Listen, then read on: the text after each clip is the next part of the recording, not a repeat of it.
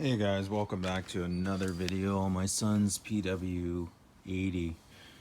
In this video, we are going to replace the reeds with some Boyesen power reeds. And so I'm going to show you how I take it apart, put it back together, and just to see if there's any kind of power difference. So sit back, relax, and enjoy the video.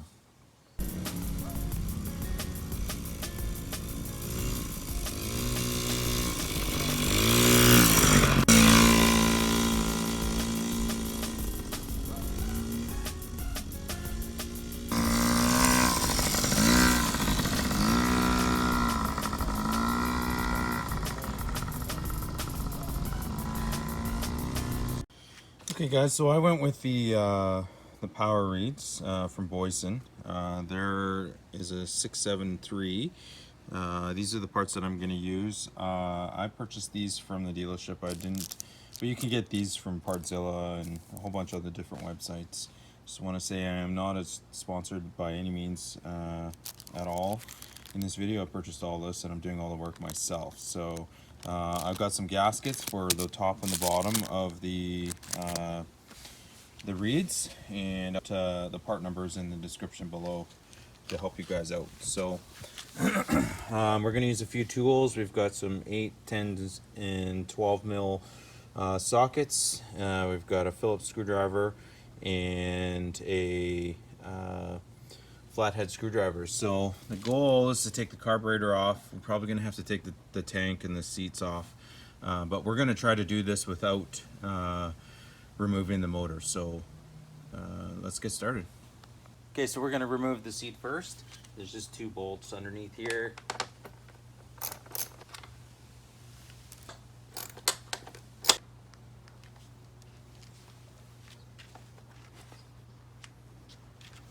Next, we're going to remove the gas tank. So you got a little flat, rubber tab right here, just holding the front of the, and then you've got 2 10 mil bolts right here.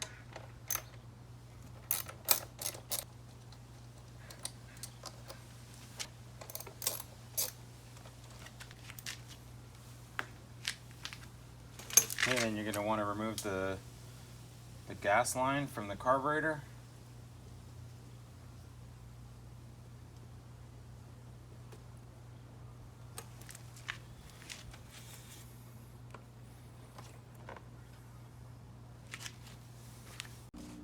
Okay, so the next part is we're going to remove the carburetor. So I like to remove this clamp because it's easier to get off than this one. And you got another screw right there. You need a Phillips.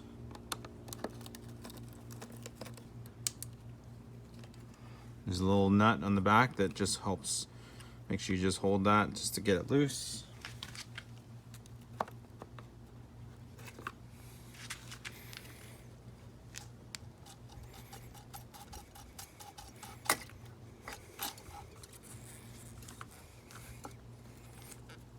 Just gonna undo this strap so I can get the carburetor completely out of the way. Next, we're gonna get the choke cable out of the way. It just slides out of there. Okay, so this is gonna be the hard part. I'm going to try to do this with a bit, Phillips bit, and a socket or a wrench, and see if I can't get it out of there without removing the motor.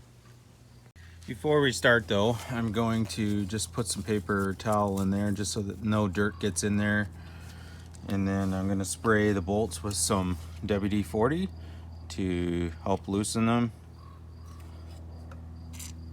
Hopefully they come out nice and easy. Before I try with the screwdriver, I actually thought about using some vice grips that just at least help break them loose, because I have used these in the past and it has worked for me.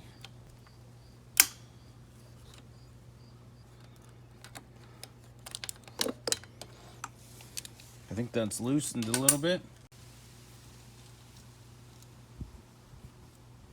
Yep, got it loose. So those vice grips will be really useful to get that back one out. So it looks like we shouldn't have to remove the motor out of this to do this job. The biggest thing is just making sure that you don't have any dirt fall inside the motor cavity when we have it completely open. Those back two ones are the difficult ones because they're, but use these vice grip method, it should get them pretty easily actually. And same for tightening them. Obviously we'll use the vice grips to tighten them up.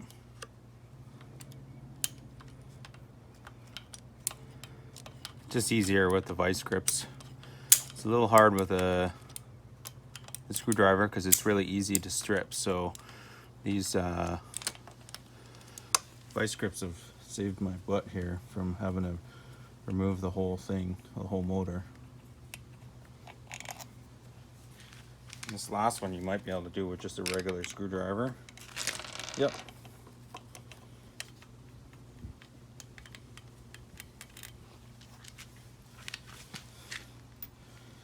Okay, so this is where you got to be really careful. You don't want to get any dirt in the cavity. And there's the reeds out. Oh, it looks like it already has some Boyesen reeds in there. We'll replace them anyhow. I didn't realize this motor had some Boyesen reeds already, but I already bought them. Might as well put them in.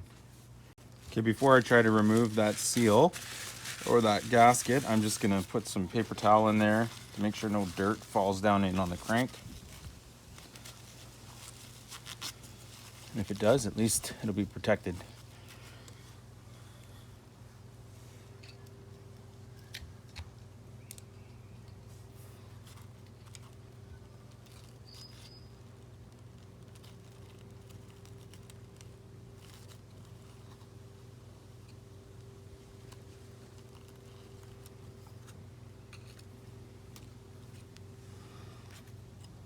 There we go. Bottom one's out. I'm going to take a vacuum and just vacuum some of that dirt up so that it doesn't fall within the crankcase.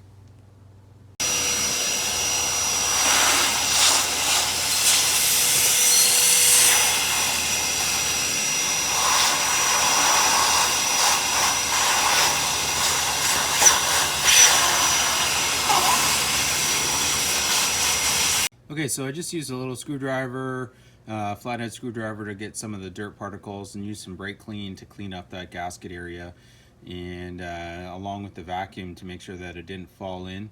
That should be helpful for you guys, making sure that no dirt falls in there. But so now let's get the reeds off. I noticed something with the reeds that it's probably a good idea to replace the reeds or at least check them every once in a while. I'll show you what I'm talking about on the bench. Okay, so guys, here we are on the bench, and I wanted to show you what I was talking about. So I don't know if you can see, but this one here is a little bit lifted, and this one's a little bit lifted where this one's sealed. That is what I was talking about. So you don't want air, you want those to stay down basically, and they're not staying down. So we're gonna replace those because that'll suck some air and may make it a little hard to start, may affect the power. So we'll replace that. And but that's, I mean, obviously the other things you want to look for is any cracking, stuff like that. So any broken pieces is bad, right? So let's take this apart. So we're going to take apart the by removing these 3 screws here. Okay, first off, I'm just going to separate the intake from the reeds themselves. We're going to clean all of this up after, so before we reinstall it.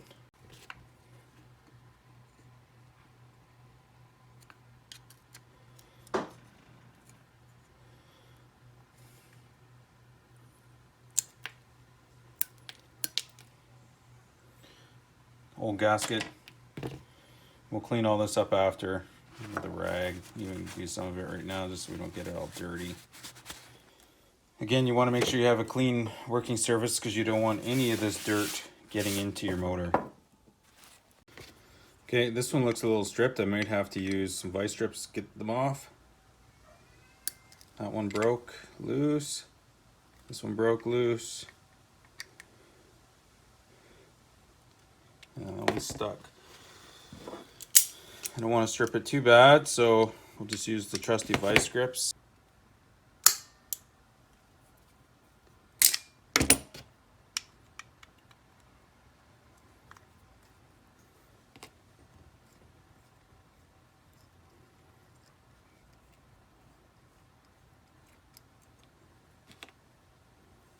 Okay, first you got your plate. You get another plate here that goes underneath. You have your reeds, and then you have your bottom plate right here. So we're going to, I'm going to clean all, actually you can feel a little bit of dirt right there. That's not good. So we'll clean all that up and make sure it's all nice and clean. So these reeds came with some stickers, came with the case reed installation. Just going to quickly peruse those, make sure I haven't missed anything. Comes with some instructions on how to install the reeds themselves. And of course you got the reeds here. So I'm going to take those out and we'll put this back together. Okay, so make sure you clean this all very well before you put it back together. So now we're going to put it back together. So we have the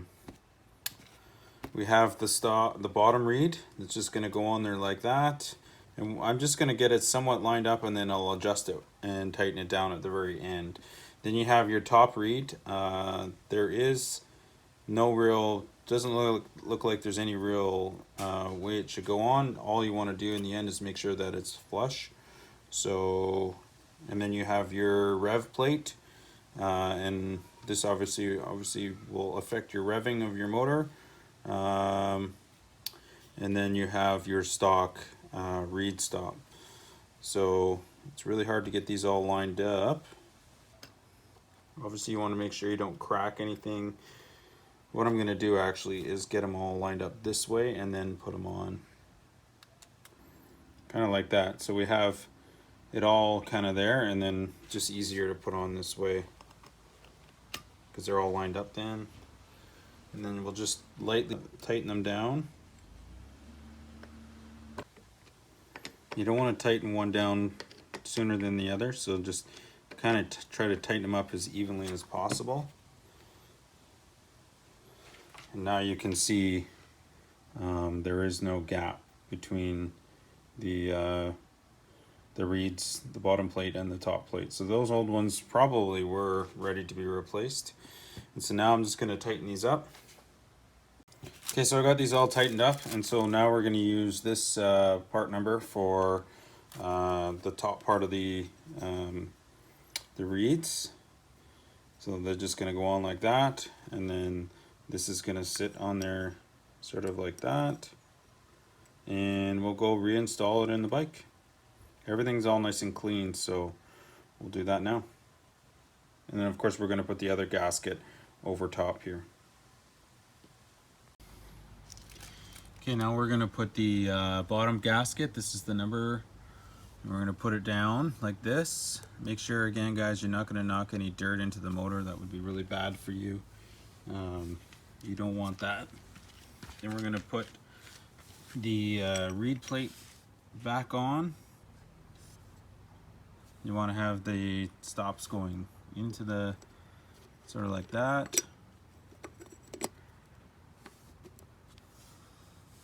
And then you have your other gasket, your top gasket. It's like a jigsaw puzzle almost. And then of course you have your intake. We're going to put our bolts back in, and we're going to try to tighten these up evenly so that none of the bolts cause any sort of issues with the seal as you're tightening it down.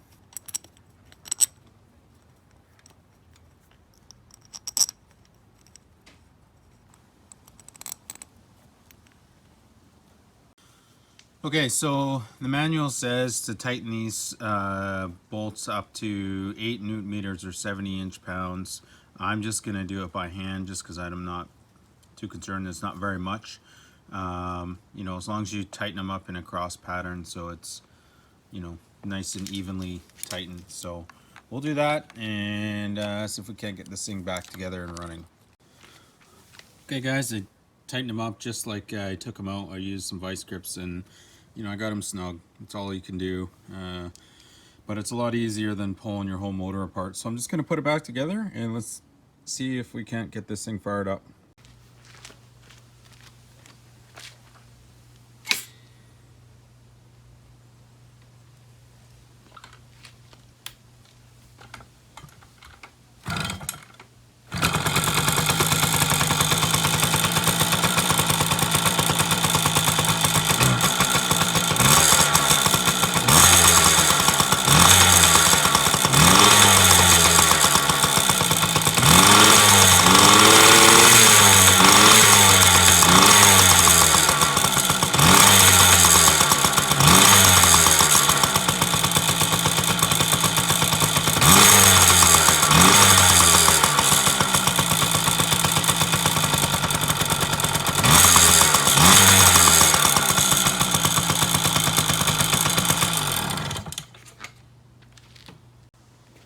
Okay guys, that's gonna do it for this one. As you can see, it fired right up. Real no issues. It was really easy to do. You could do this without taking your part about your motor. So I do have a couple videos on this bike that I want to do more. If you want to check those videos out, I've got a few done already on this bike, so, and a few others on my son's PW80 and stuff. So, but I think the next step we're going to do is I'm going to do the engine cylinder, or the top end, and get that ready and put that on, and we'll see what happens with that. So, but I'm happy with that. It started up pretty easy, and you may have to make some adjustments to your pilot screw, potentially if there was an air leak before, but I don't think I need to. It sounded pretty crisp at the end once it warmed up. So, but if you like this video, definitely drop a like, share it with your friends, and subscribe. Thanks for watching.